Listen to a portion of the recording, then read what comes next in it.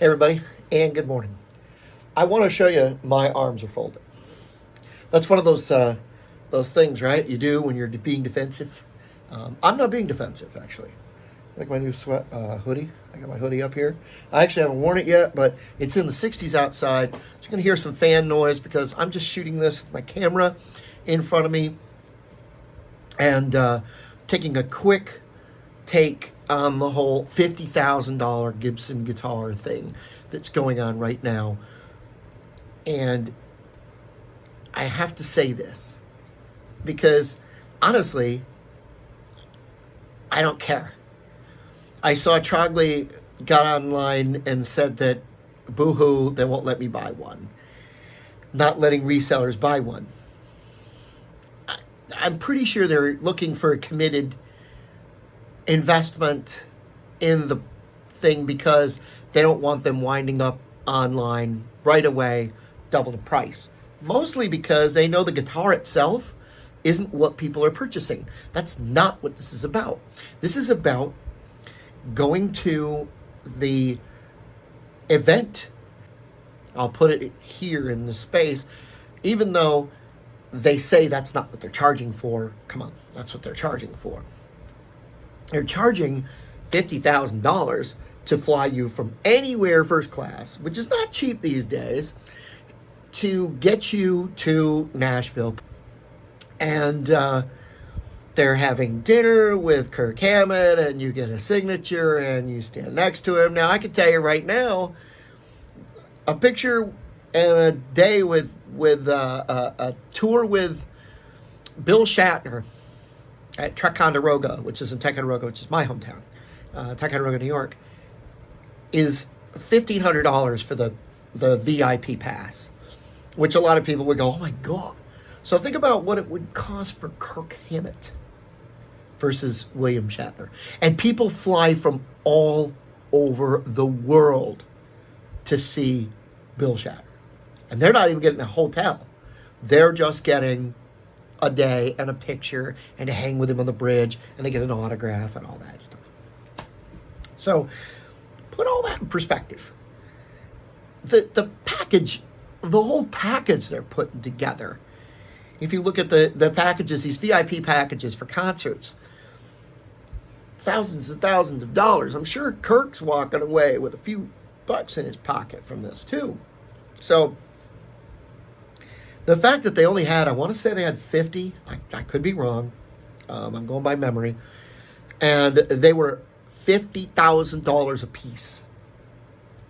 Now, quick run, 10, that's $500,000. Okay? 10 at $50,000 a piece. So, 50. Okay, that's 5 times that. So you're looking at $2.5 million in guitar and stuff. But it's a gala, it's an event. And you're paying, or not you, the purchaser paying for it. And so if they put the guitar on resale, they're going to show that the guitar is cheap. I mean, not cheap, but it's a custom shop replica. It's in the same vein as any of the other replicas they put together. Only it's Greenie Moore. Now it's Greenie Moore Hammett. It's got 3 names.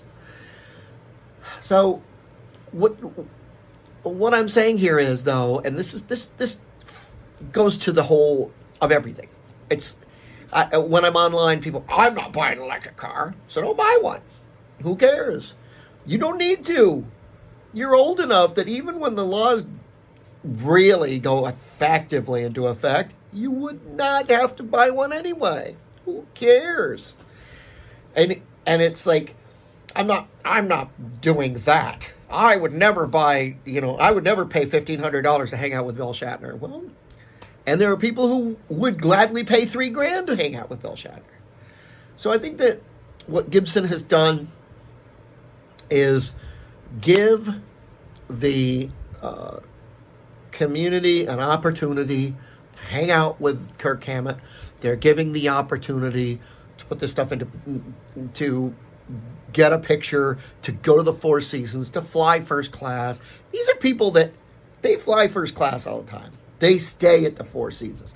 Nobody's spending $50,000 on this guitar. Nobody's mortgaging their home to go out and buy that guitar to go to this event, which, by the way, you have to put the name in that day. So you can't resell it because you can't give the event away. That's where you're getting your guitar. It's where all this stuff happens. So it's really, and it's sold out. So everybody's like, I'd never do that. You don't have to worry about it. It's gone. You can't get it. They can't be resold. They can't change. They can't transfer the ownership.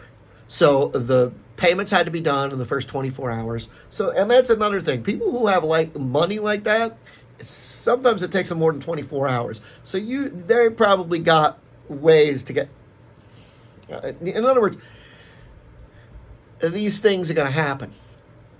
And I always find it funny that people get up in arms about these things, because it's like the Rick Beato. I'll give you another example, a worse example though.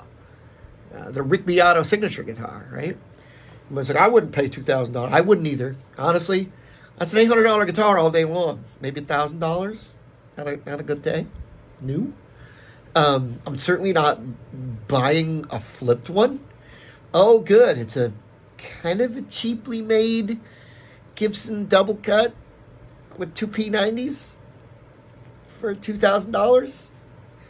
No, that's because Rick Beato said, I want you to give some money to charity. When you buy that guitar, you're giving your money to charity. When you buy that guitar from someone who flips it, you're giving money to an asshole who gave us money to charity. But he's expecting to give his money to charity. He's expecting to give your money to charity. That's where you should get up in arms. That's the asshole. You want to go after somebody, it's the douchebag that has Rick Beato's guitar on reverb for double the money. Why? And that's the thing that's the one that really gets to me. Because Beato did everything he could to get that money. And it's not just any charity, it's charity for musicians. And that's where money should have gone. And instead, goes in this jackass's pocket.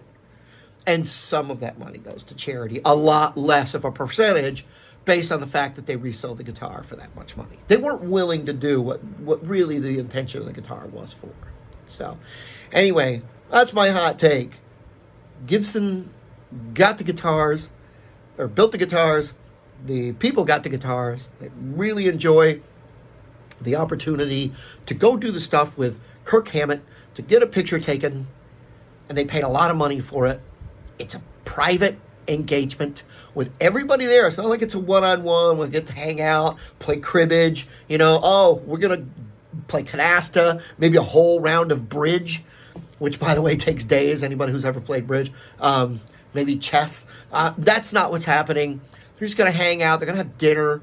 There will probably be masks and stuff. It doesn't matter. What the important thing is that they're going to get to do something they wanted to do, and they probably could do anyway. They're rich enough to do it anyway. I'd probably see them all over the place. But this is a thing to be able to pass down to their kids, and let them do it in peace, because that's really the goal of this thing. I'm Jim. Thanks for watching.